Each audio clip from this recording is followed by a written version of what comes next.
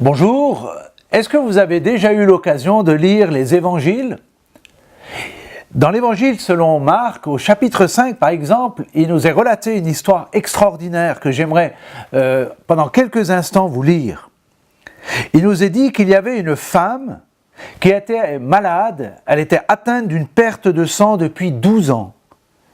Elle avait beaucoup souffert entre les mains de bien des médecins et elle avait dépensé tout ce qu'elle possédait et malheureusement, elle n'avait éprouvé aucun soulagement, mais bien au contraire, son mal ne faisait que d'empirer.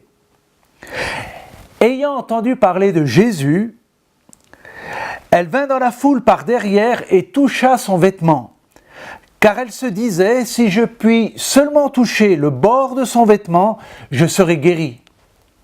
Au même instant, la perte de sang s'arrêta, elle sentit dans son corps qu'elle était guérie de son mal. Cette histoire est extraordinaire.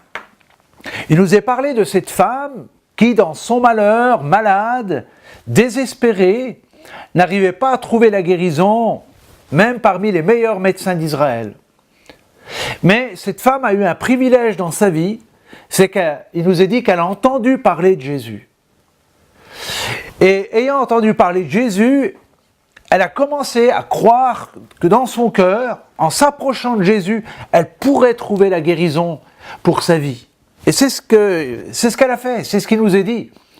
Elle vint par derrière, elle a touché Jésus en croyant qu'elle pouvait être guérie de sa maladie. Et il nous est dit là, dans ce texte-là, que cette femme a été guérie.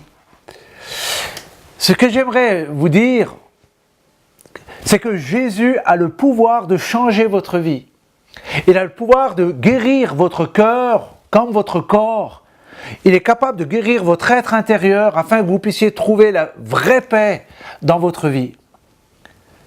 Jésus est la clé, Jésus est la solution pour votre vie. Il nous est dit dans la Bible, Jésus est le même hier, aujourd'hui et éternellement. Ce qu'il a fait pour cette femme autrefois, il peut le faire pour votre vie, maintenant, aujourd'hui. En vous tournant vers Jésus, vous trouverez la guérison pour votre âme, votre corps et votre esprit. Que Dieu vous bénisse. Je tiens encore à vous bénir. Également, sachez que nous prions pour vous afin que vous puissiez voir votre vie changer.